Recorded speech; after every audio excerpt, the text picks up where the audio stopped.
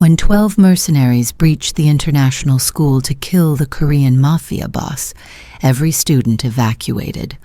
Only a black English teacher remained, armed with a red grading pen. The pen pierced the first operative's tactical visor with pinpoint accuracy, and Sarah Williams watched him crumple before the others even realized their squad leader had fallen. 11 more to go. The classroom, her classroom, where she'd taught past perfect tense and corrected dangling modifiers for 3 years, had become a killing field in under 60 seconds. And the man they'd come to execute, young Jin, sat bleeding on her freshly waxed linoleum floor, dark eyes wide with something between disbelief and recognition, as he watched an English teacher move like a nightmare wrapped in a mustard yellow cardigan. Sarah adjusted her black-rimmed glasses, and her fierce gaze scanning the breached doorway. Papers from the lesson on pronouns and verbs floated through the air like snow. Behind her, the green chalkboard still displayed her perfectly organized grammar diagrams, a monument to order in the chaos she was about to unleash.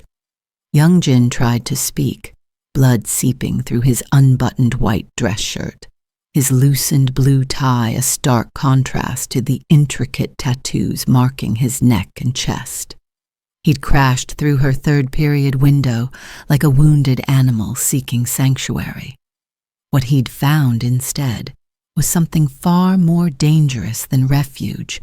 He'd found a woman who took interruptions to her lesson plan very, very personally. The second mercenary kicked down what remained of the door, tactical rifle raised, expecting surrender or screaming. What he got was a geometry compass to the throat, thrown with the same precision Sarah used to mark grammatical errors. As he dropped, Sarah picked up her red pen from the desk, the one that had started this whole mess, and tested its weight in her hand. "Class is still in session," she said quietly, her voice carrying the same authority that silenced rowdy teenagers. "And no one, absolutely no one, disrupts my English period." The third operative breached through the broken window, boots crunching on glass.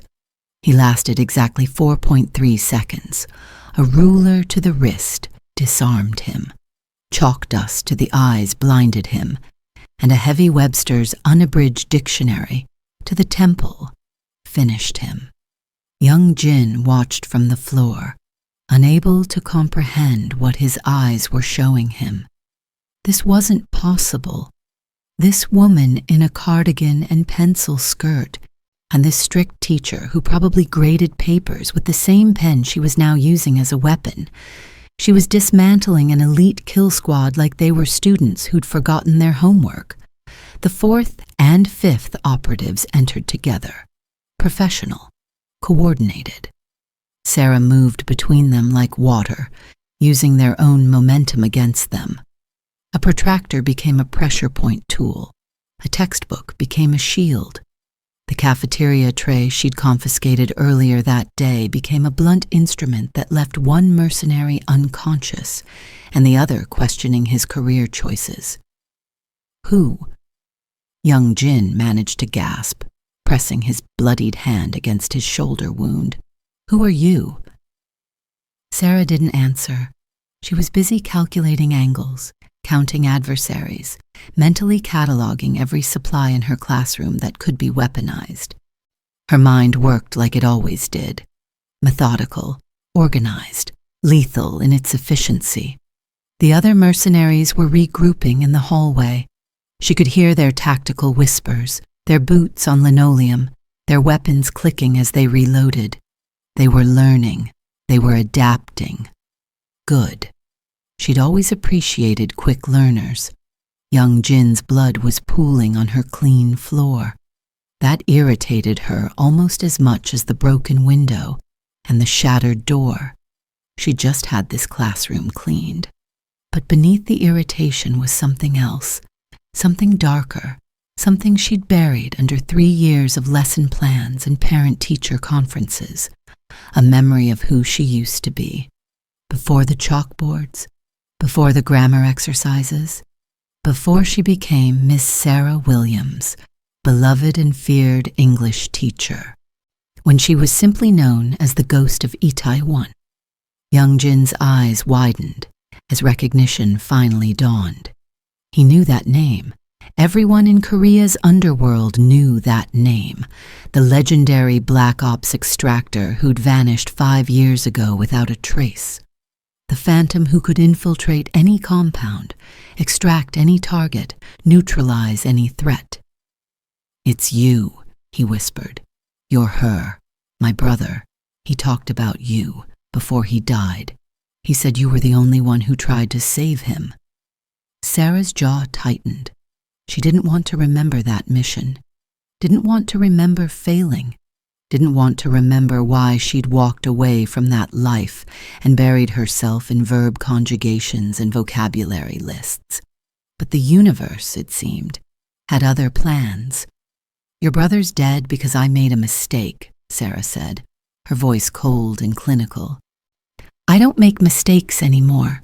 So if you want to live, young Jin, you're going to sit there, apply pressure to that wound, and let me do what I do best."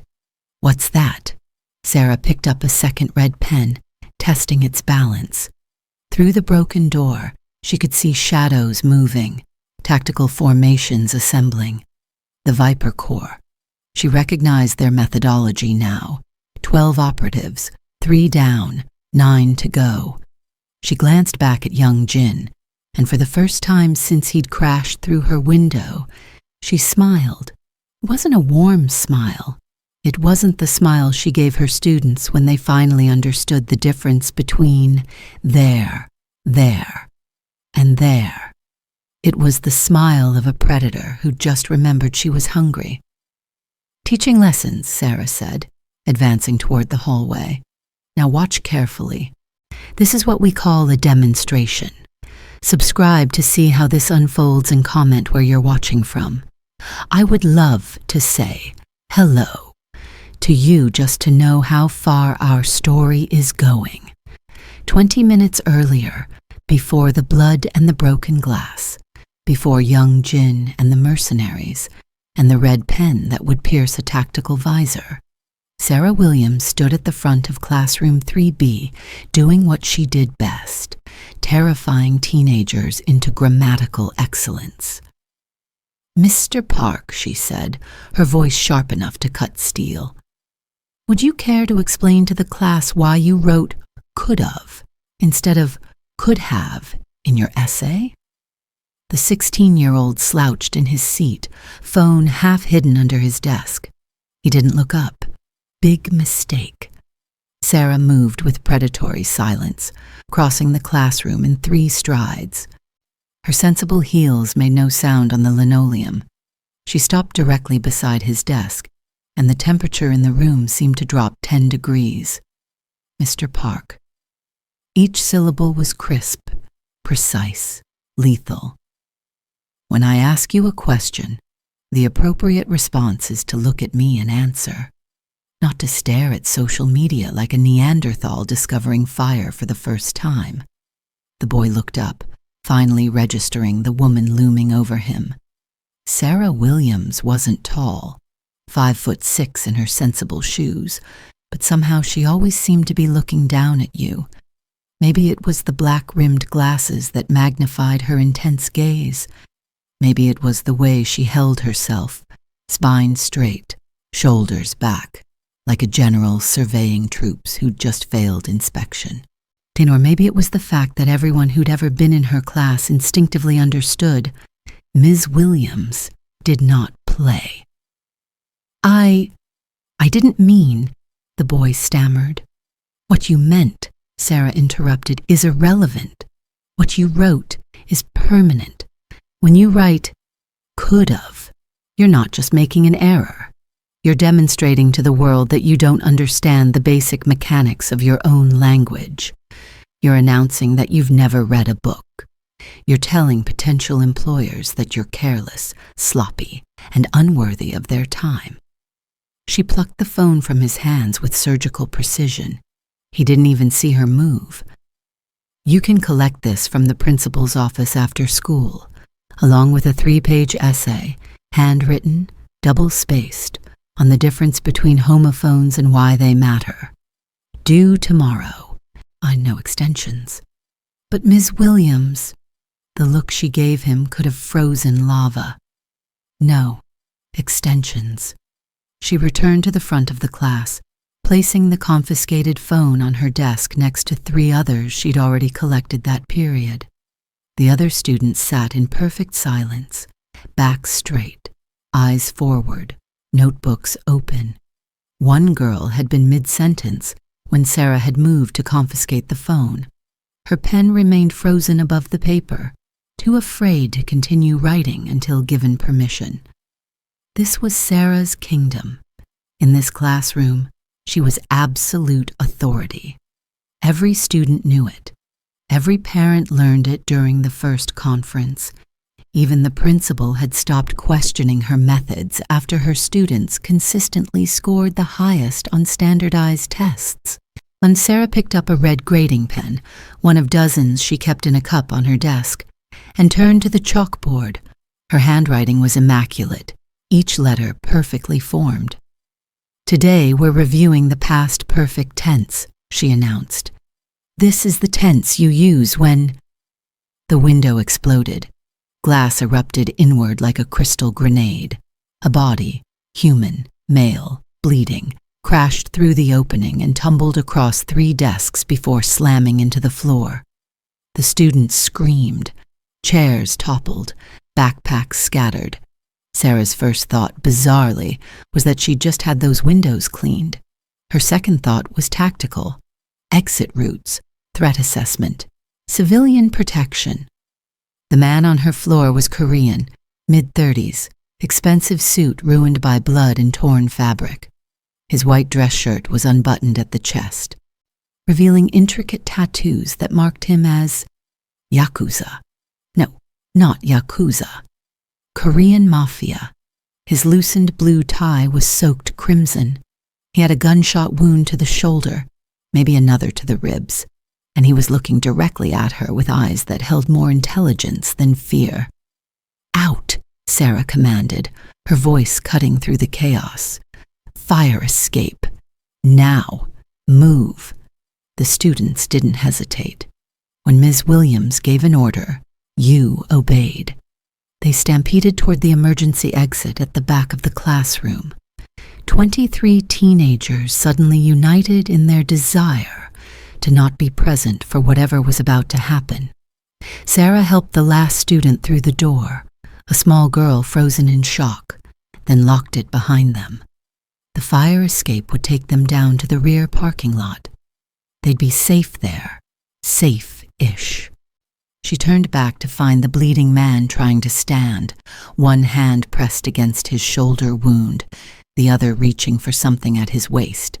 A gun. He had a gun tucked into his belt. "Don't," Sarah said calmly. "You'll pass out from blood loss before you can aim properly. Sit." You have to run," the man gasped. His English was good, but pain made the words thick. "They're coming. They will kill anyone." The classroom door exploded inward. Not kicked, breached. Someone had used a shaped charge on the lock, and now the door hung crooked on its hinges, smoke curling from the blackened metal. 3 figures in black tactical gear poured through the opening, rifles raised, movements coordinated and professional. Viper Corps. Sarah's mind supplied automatically. Eastern European contractors, expensive, efficient, ruthless. The lead operative's helmet visor gleamed as he swept the room, targeting laser painting red dots across the walls, the desks, the chalkboard with its perfect grammar diagrams. And Sarah, standing behind her desk in her mustard yellow cardigan, one hand resting casually on her red grading pen. The operative started to say something, probably "don't move" or "get down," or one of the other predictable phrases mercenaries used before executing unarmed civilians. He didn't get the chance. Sarah's hand moved in a blur. The red pen left her fingers at 73 miles per hour, fast enough to pierce soft tissue, fast enough to find the weak point where the helmet's visor met its frame, fast enough to punch through polycarbonate and embed itself in the man's eye socket. He was dead before his brain processed pain. His body hit the ground. Anne and Sarah was already moving. The second operative's rifle was swinging toward her, but she was closer than he expected, faster than his training had prepared him for. She grabbed the geometry compass from her desk, 6 inches of steel with a needle-sharp point, and drove it into his throat with the same precision she used to mark perfect circles on handouts. He dropped the rifle, hands clutching at the compass, gurgling. The third operative fired. The bullet meant for Sarah's head instead shattered the ceramic mug on her desk, the one that said, "World's okayest teacher," that her students had given her last Christmas. Coffee exploded across essays she'd spent 3 hours grading. Now she was annoyed. She grabbed the heavy Webster's unabridged dictionary, 2,472 pages, 11 pounds of linguistic authority, and hurled it like a discus. And it hit the operative's faceplate hard enough to crack it, hard enough to stagger him backward into the doorframe. Sarah followed the dictionary, closing the distance before he could recover. A ruler, 18 inches of transparent plastic, became a wrist-lock tool. Disarm. Twist. The rifle clattered away. Chalk dust from the tray at the base of the blackboard became a blinding agent. One handful, precisely thrown, coating his cracked visor. He swung blindly. She ducked under his arm, hooked her foot behind his ankle, and used his own momentum to slam him face first into the floor. A cafeteria tray, the one she'd confiscated from a student trying to smuggle food into her class, became a blunt instrument that left him unconscious. 3 down. Sarah straightened, adjusted her glasses, and looked at young Jin. The Korean mafia boss sat against the wall where she'd last seen him, hand still pressed to his bleeding shoulder, mouth hanging open in shock. His dark eyes were wide, pupils dilated. He looked like a man who'd just watched his understanding of reality shatter as thoroughly as her classroom window. "You," he started, then stopped. "What? Who?" "Quiet," Sarah said, already assessing the situation. More operatives would be coming. The breach had been textbook. Small entry team to secure the target, larger force to follow, which meant she had maybe 90 seconds before the next wave arrived. She moved to the door, listening. Footsteps in the hallway. At least 4 more, maybe 6. Radio chatter, Russian accents, someone calling for the entry team to report. When they didn't, the second wave would change tactics. Sarah locked the damaged door, then shoved her desk against it. Not enough. She added a filing cabinet, then gestured to young Jin. "Can you move?" Yes, I think." "Then help me. We're going to barricade this door." Young Jin struggled to his feet, swaying. Sarah caught his arm, the uninjured one, and guided him to help push a heavy bookshelf across the door. Books tumbled from the shelves, her carefully organized collection of classic literature scattered across the floor.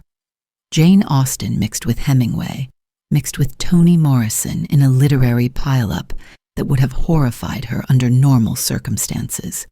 These were not normal circumstances. "Push harder," Sarah commanded, "unless you want a dozen bullets in your spine." Young Jin pushed harder. They added student desks to the barricade, chairs stacked like architectural Tetris. And Sarah worked with efficiency born from experience, calculating angles, weight distribution, sight lines. Every piece of furniture became part of a defensive structure that would funnel attackers into kill zones. "You need to put pressure on that wound," she said, not looking at him. She was examining the windows, broken now, but still useful. "Use your tie. Make a tourniquet.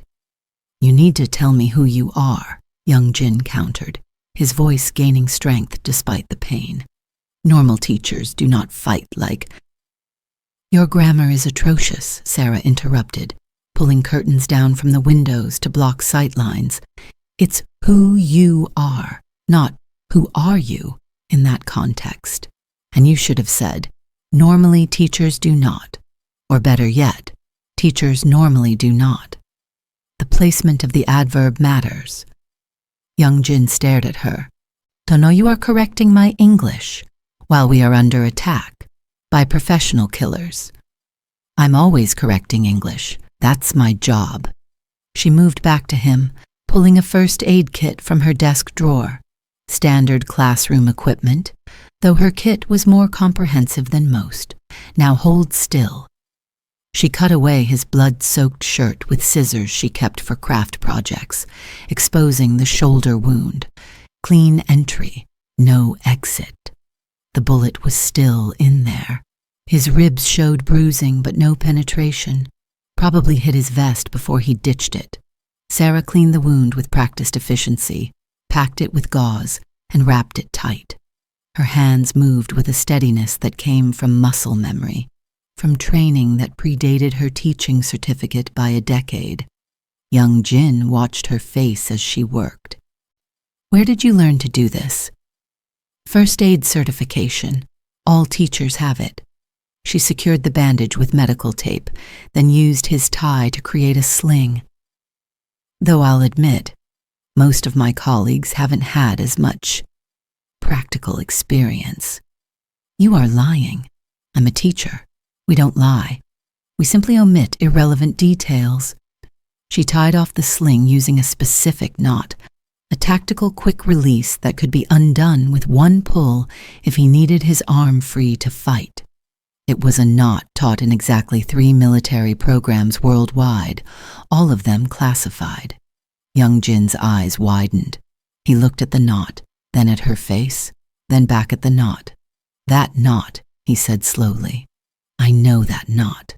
It's a square knot, very common. It is not a square knot.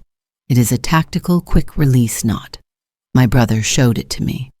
He learned it from— Young Jin's voice dropped to a whisper. From a Black Ops extractor, 5 years ago, before he died. Sarah's hand stilled. The classroom suddenly felt smaller, the air heavier. Your brother? She asked, her voice carefully neutral. Park Sung-woo. He worked for the Yongno family. He was captured by a rival gang, and someone came for him. A ghost. That's what he called her, the ghost of Itaewon. She got him out of the compound, got him halfway to safety before— He stopped, swallowed hard. Before the ambush, he died in her arms. But he told me about her, told me she was the best he'd ever seen, told me she used teaching as cover because no one suspects a teacher. Sarah stood, putting distance between them. Outside, the footsteps had stopped. The radio chatter had gone silent. In the second wave was repositioning, planning their approach.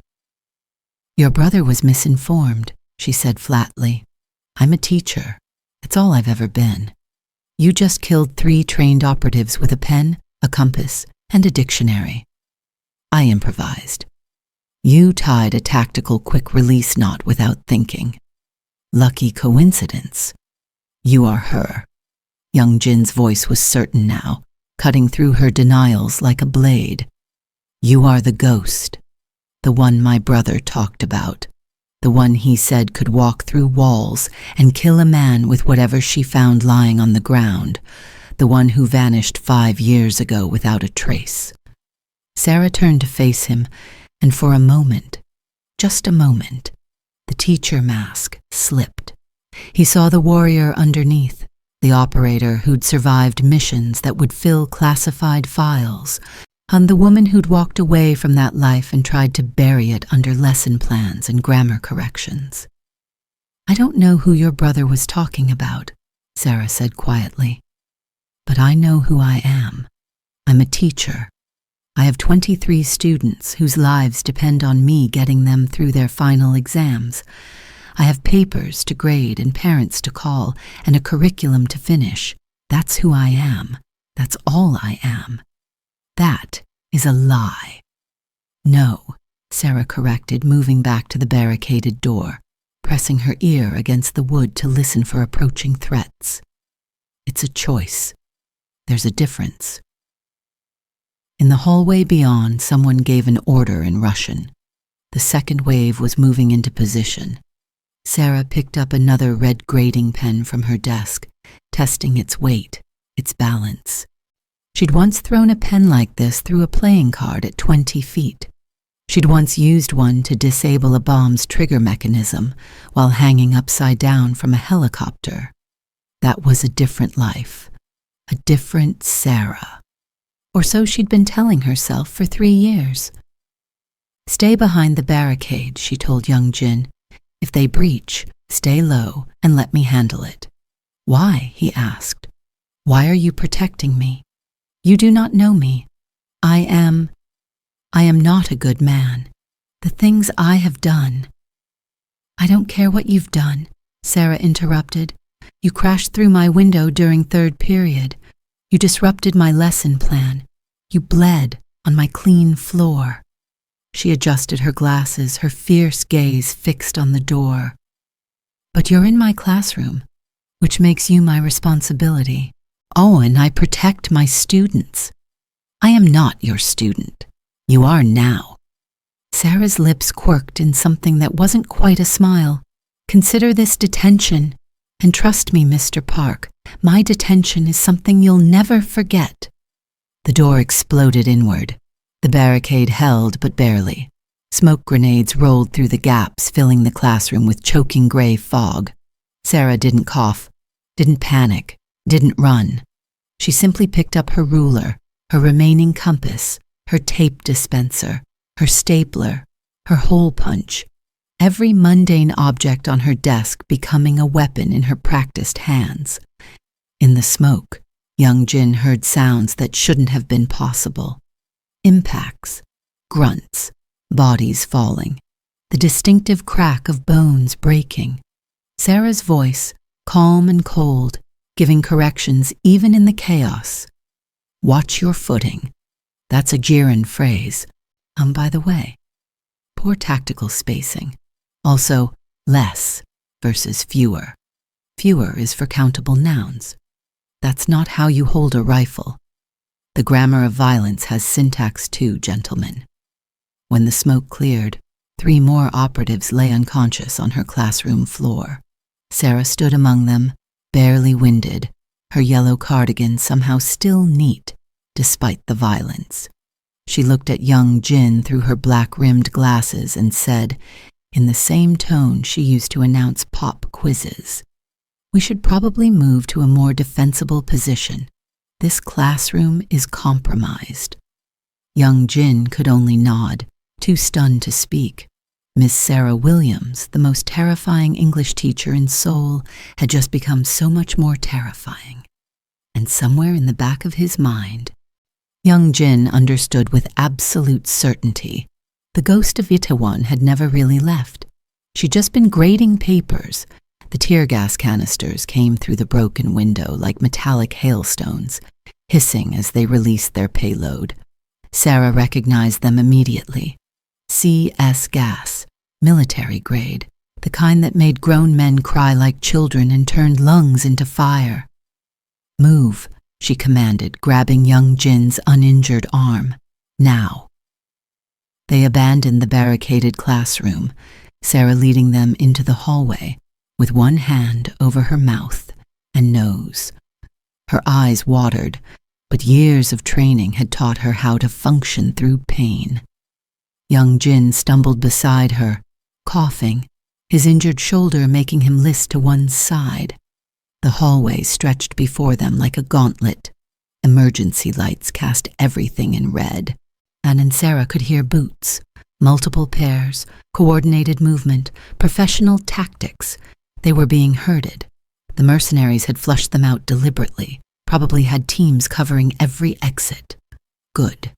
Predictable tactics were exploitable tactics. "Science lab," Sarah muttered, pulling young Jin left at the intersection. "Second door." "How do you know?" Young Jin started, then stopped himself. Of course she knew. She'd taught in this building for 3 years. She knew every room, every closet, every structural weakness. The ghost of Itaewon had probably memorized the blueprints on her first day. Sarah kicked open the science lab door, no time for subtlety now, and surveyed her new arsenal. Bunsen burners, chemical storage cabinets, graduated cylinders, hydrochloric acid, sodium hydroxide, magnesium strips. Every teacher's educational supplies, every operative's improvised weapon cache. "Watch the door," she told young Jin, already moving to the storage cabinets with the efficiency of a woman who'd taken a mental inventory weeks ago, just in case. Always just in case. She grabbed bottles, reading labels in the dim emergency lighting. Acetic acid, sodium bicarbonate, dish soap, vegetable oil. Behind her, young Jin positioned himself by the door, his good hand wrapped around a Bunsen burner he'd grabbed as a makeshift club. "They're coming," he warned. "I can hear them." Perfect. Sarah was mixing compounds now, working with the speed and precision of someone who'd done this before in far worse conditions. Slippery floor trap, dish soap mixed with vegetable oil, spread across the hallway outside the door, and contact irritant, a fine powder of mixed chemicals that would burn exposed skin on touch, and her favorite, the volatile surprise, a carefully measured mixture that would produce thick, choking smoke with minimal heat. She finished just as the first operative rounded the corner. He lasted 3 steps before his boots hit the oil slick. His arms windmilled. His rifle swung wild. He went down hard, slamming into the second operative behind him, and both of them slid across the hallway floor like professional hockey players who'd forgotten their skates. The third operative was smarter. He stopped, assessed, started to raise his weapon. Sarah threw the beaker. It shattered against his chest plate, and the chemical mixture ignited on contact with air, producing a wall of dense white smoke that filled the hallway in seconds. Not tear gas. This was Sarah's own recipe, designed to blind and disorient without causing permanent damage. She was a teacher, after all. She didn't believe in excessive force, just necessary force. "Go," she told young Jin, already moving. "Cafeteria, 2 hallways down, left turn." They ran. Behind them, she could hear shouting in Russian, coughing, someone barking orders to regroup. The smoke would buy them maybe 90 seconds, enough time to reach the next position. The cafeteria was dark, chairs stacked on tables like a furniture graveyard. Sarah's mind was already 3 moves ahead, calculating angles and improvised weapons. The industrial kitchen would have knives, but that felt crude. The storage room would have cleaning supplies. More chemicals, more options. "Help me with these," she said, gesturing to the tables. Young Jin stared at her. "We are setting up another barricade?" "No, we're setting a trap." They worked quickly, Sarah directing young Jin with terse commands, tables positioned at specific angles, chairs arranged like caltrops. The floor near the entrance. Sarah disappeared into the storage room and returned with industrial floor cleaner, the kind that came with warnings about slippery surfaces. "You have done this before," young Jin said. It wasn't a question. "I've taught in public schools for 3 years. You learn to be creative with limited resources. That is not what I—" The cafeteria doors exploded inward. But this time Sarah wasn't there. She'd moved to a position on the second-floor walkway that overlooked the cafeteria, a space normally used by lunch monitors to supervise students. From here, she had the high ground. all clear sightlines, and access to the cafeteria's industrial sound system. Young Jin was hidden behind the service counter, exactly where she'd positioned him. Safe, protected, out of the line of fire. 4 operatives entered, moving in tactical formation. They were learning, adapting, no longer treating her like a civilian threat. Now they were treating her like what she was, a professional. Sarah hit the lights. Every fluorescent panel in the cafeteria blazed to life simultaneously, shocking after the dim emergency lighting. The operatives flinched, momentarily blinded. That half-second was all Sarah needed. She threw a cafeteria tray like a frisbee. It caught the first operative in the throat, right below his helmet line. He went down choking. The second operative turned toward the sound, rifle tracking. Too slow. And Sarah had already thrown the second tray, this one spinning edge first, catching him in the temple with a meaty thunk. The third and fourth operatives had found her position now, were raising their weapons. The floor betrayed them. They'd stepped directly into Sarah's cleaning solution slick. One went down immediately. The other tried to compensate, managed 2 steps, then hit one of the carefully positioned chairs. It tangled in his legs like a mechanical bear trap, and he fell hard, his helmet cracking against a table edge. 4 down. Sarah descended from the walkway, like a avenging angel in a cardigan, moving with fluid efficiency to disarm the fallen operatives. She used their own zip ties to secure them, checked for communications equipment, found a radio. Russian voices crackled through the speaker, and someone was calling for a status report. Someone else was saying they'd lost contact with Alpha and Bravo teams. A third voice, this one with more authority, ordered Charlie team to the auditorium, the principal's office. They had a hostage. Sarah's blood went cold. Principal Kim, a woman who'd given Sarah a job 3 years ago when she'd walked into the school with a fake resume and a desperate need to disappear. A woman who'd never asked too many questions about Sarah's previous teaching experience abroad. A woman who'd trusted her. "We need to move," Sarah said, her voice tight. Young Jin emerged from behind the counter, reading her expression. "What is wrong? They have Principal Kim. So, we can escape. Use the confusion." "No." Sarah's voice cut like a blade. "I don't abandon people. Even if it exposes who you are, even if it destroys the life you built." Sarah looked at him, and young Jin saw something in her eyes that made him take an involuntary step back. It wasn't rage, it wasn't fear, it was certainty, absolute and unshakable. "Especially then," she said. They moved through the hallways, but now Sarah wasn't hiding anymore, wasn't pretending. The teacher mask had fallen away completely, and what remained was the ghost, efficient, deadly, unstoppable. An operative stepped into their path. Sarah didn't slow down.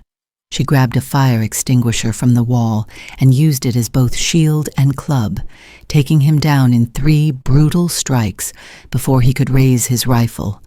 Another 2 appeared from a classroom. Sarah used young Jin's borrowed gun now, the one he'd had tucked in his belt, the one she'd confiscated earlier.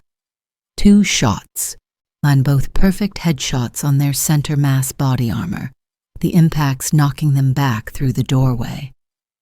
"You said you do not use guns," young Jin gasped, struggling to keep up with her pace. "I said I prefer not to. There's a difference." They reached the principal's office to find the door barricaded from the inside. Sarah could hear Principal Kim's voice, steady, defiant, telling her captors that they were making a terrible mistake. The woman was 73 years old and facing armed mercenaries with the same stern authority she used on tardy students. Sarah almost smiled. She'd chosen her hiding place well. "Ms. Williams," a voice called from inside, Russian accent thick. "We know you are there. Come inside, hands up, or the old woman dies. Sarah examined the door. Solid wood, reinforced, the kind that could stop a bullet. She could probably breach it. There were always ways, but not without risking Principal Kim in the crossfire. So she did the logical thing. She knocked, polite, professional. 3 measured raps. Silence from inside. Then, "What?" "This is Sarah Williams. I'm coming in. I'm unarmed." She handed young Jin the gun. "Stay here. If I'm not out in 3 minutes, run." "You are insane," young Jin hissed. "I'm a teacher. It's in the job description." The door opened a crack. A rifle barrel emerged, followed by a tactical helmet. "Hands where I can see them." Sarah raised her hands, fingers spread. The door opened wider, and she walked in calmly, like she was attending a parent-teacher conference. Principal Kim sat in her own chair behind her desk, hands bound with zip ties, a mercenary standing behind her with a pistol to her head. And 2 more operatives flanked the room, rifles trained on Sarah. "Ms. Williams," Principal Kim said, her voice remarkably steady, "I apologize for the interruption to your teaching day." Sarah almost laughed. Even now, the woman was worried about disrupting the schedule. "No apology necessary, Principal Kim. I consider this an extended office hours session." The lead mercenary, the one behind Principal Kim, stepped forward slightly. His accent was thick, his English practiced, but imperfect, the ghost of Itaewon. "Finally, you cost us 9 men today, 9 professional operatives, with classroom supplies." 8, Sarah corrected. "1 of them is just unconscious, and technically, it was classroom supplies and cafeteria equipment. Accuracy matters." His finger tightened on the trigger. "You think this is funny? I think you've made several tactical errors." Sarah's voice was calm, conversational. "First, you assumed I'd care more about my secret identity than about Principal Kim's life. Wrong. Second, you assumed 3 operatives would be sufficient to control this situation. Also wrong. Third, she moved, not toward the mercenary holding Principal Kim. That would have been predictable. Instead, she dropped low and swept the legs of the operative to her left. He went down, and Sarah grabbed his rifle as he fell, using it as a lever to slam him into the second operative. The lead mercenary fired, but Principal Kim had thrown herself sideways in her chair, years of teaching reflexes making her drop without hesitation. The bullet went wide, punching through her office's inspirational poster about perseverance. Sarah completed her spin, bringing the rifle up not to fire but to throw. It flew end over end across the office and caught the lead mercenary in the chest, knocking him backward through the window. Not through. He fell 2 stories to the courtyard below, landing in the decorative hedge that the gardening club had spent 3 weeks trimming. The other 2 operatives were still tangled together when Sarah reached them. She used a 3-ring binder as a striking surface, spine first, hard enough to dent a helmet. Then she grabbed Principal Kim's letter opener, a decorative thing shaped like a traditional Korean sword, and used it to cut the principal's zip ties. "Are you hurt?" Sarah asked. Principal Kim rubbed her wrists, looking at Sarah with new eyes. "No, but I think we need to have a conversation about your resume, Ms. Williams." "Later," Sarah said. "Right now I need to get to the auditorium." "The auditorium? Why?" "Because that's where their commander is." Sarah looked out the broken window at the courtyard below.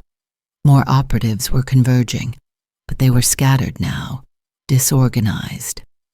"And I'm going to have a word with him about interrupting my lesson plan." The auditorium was dark when Sarah arrived, leaving young Jin behind to protect Principal Kim. This was her fight now, her responsibility, her reckoning. She entered through the backstage entrance, moving silently across the catwalk above the stage. Below, she could see the commander, a big man in tactical gear, no helmet now, scarred face visible in the dim emergency lighting. He was speaking into a radio and coordinating his remaining teams, trying to salvage the operation. Sarah studied the auditorium with professional eyes. Stage lights, currently off, but connected to a control panel she could access. Sound system, probably operational. Fog machine. The drama club had left it on stage after their last rehearsal. Ropes and pulleys, the rigging system for stage curtains and backdrops. A smile touched her lips. She'd always loved teaching drama. She hit the lights first, every spot, every flood, every colored gel blazing to full intensity simultaneously. The commander threw up his hand, blinded, shouting orders. Then she hit the fog machine. Thick artificial mist poured across the stage, illuminated by the wild lights, turning the auditorium into a disorienting dreamscape. The commander fired blindly, bullets punching through empty air. Sarah dropped from the catwalk, using a stage rigging rope to control her descent. She landed silently in the fog, circling, positioning. The commander spun, trying to find her, but she was everywhere and nowhere, a ghost in the mist. She hit the sound system next. Classical music blared from every speaker, Beethoven's Fifth, thunderous and dramatic. The commander fired again toward the sound, but Sarah was already moving. She grabbed a stage prop, a wooden sword from the drama club's production of Hamlet, and used it to strike his rifle from his hands. The weapon clattered away into the fog. The commander pivoted, threw a punch that would have decapitated a normal opponent. Sarah ducked under it, came up inside his guard, and drove her knee into his solar plexus. He grunted, stumbled back. She followed, relentless. Using the wooden sword like an extension of her arm, strike to the wrist, strike to the knee, strike to the throat, pulled at the last second because she wasn't trying to kill him, just educate him. Lesson 1, she said, her voice cutting through the music. Don't interrupt a teacher during class time. The commander roared, charging forward with pure brute force. Sarah sidestepped, used his momentum against him, guided him directly into one of the stage support beams. His head connected with a hollow thunk. Lesson 2, know your environment. Sarah grabbed a stage rope and lashed it around his wrists with quick, efficient movements. Every classroom has resources. He tried to break free, but Sarah had already secured the other end of the rope to the stage rigging system. With a pull of a lever, the rope went taut, on hoisting his hands above his head. Lesson 3. Sarah stepped in close, so close she could see the confused rage in his eyes. Never underestimate a woman with a lesson plan. She hit the lights again, plunging the auditorium back into darkness. The commander's radio crackled with frantic Russian voices, asking for status, asking for orders. Sarah plucked it from his belt and spoke in perfect Russian. Mission failed. Retreat. The ghost sends her regards. Silence. Then, acknowledged. She dropped the radio and walked away, leaving the commander hanging from the stage rigging like a particularly aggressive piece of performance art. The police arrived 14 minutes later, sirens wailing, tactical units flooding the school. They found mercenaries zip-tied with classroom supplies throughout the building.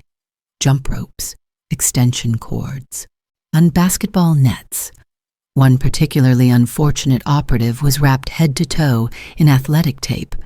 Sarah met them in the courtyard, her cardigan miraculously still neat, her glasses still perched on her nose. She explained that she'd barricaded her classroom, that the injured man, young Jin, had fought off the attackers to protect her and the students, that everything had happened so fast. The detective looked skeptical. One man did all this? He had help, young Jin interjected, appearing beside Sarah with his arm in its improvised sling. My security team arrived. They neutralized the threat and left before you arrived. We have complicated legal status. Better for everyone if we avoid official reports.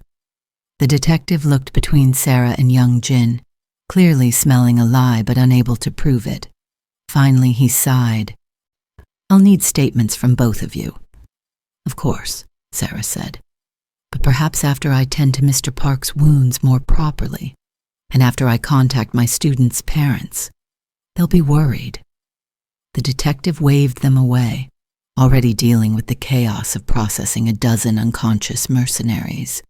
Young Jin and Sarah walked toward the parking lot, saying nothing until they were out of earshot. You did not have to protect me, young Jin said quietly. Yes, I did. You were in my classroom. That makes you my responsibility. I am a criminal, a bad man, like I said. You should have let them take me. Sarah stopped, turned to face him fully.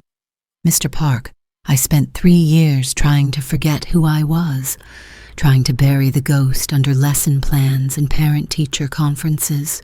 Today, and I remembered something important. What is that? I didn't become a teacher to stop being a protector. I became a teacher because it's the best way to protect people, to give them tools they need to survive, to thrive, to be better than they were. She adjusted her glasses. You asked me earlier why I protected you. This is why, because everyone deserves a chance to learn, even you. Young Jin blinked. You are giving me a chance? I'm giving you detention, starting next week, Monday, Wednesday, and Friday after school. You're going to learn proper English if it kills me. You are serious. I'm always serious about education, Mr. Park. 7 days later, young Jin sat in classroom 3B, newly repaired, windows replaced, door fixed, with a notebook open in front of him and a pen in his hand. Sarah stood at the chalkboard and writing with perfect precision. Today's lesson.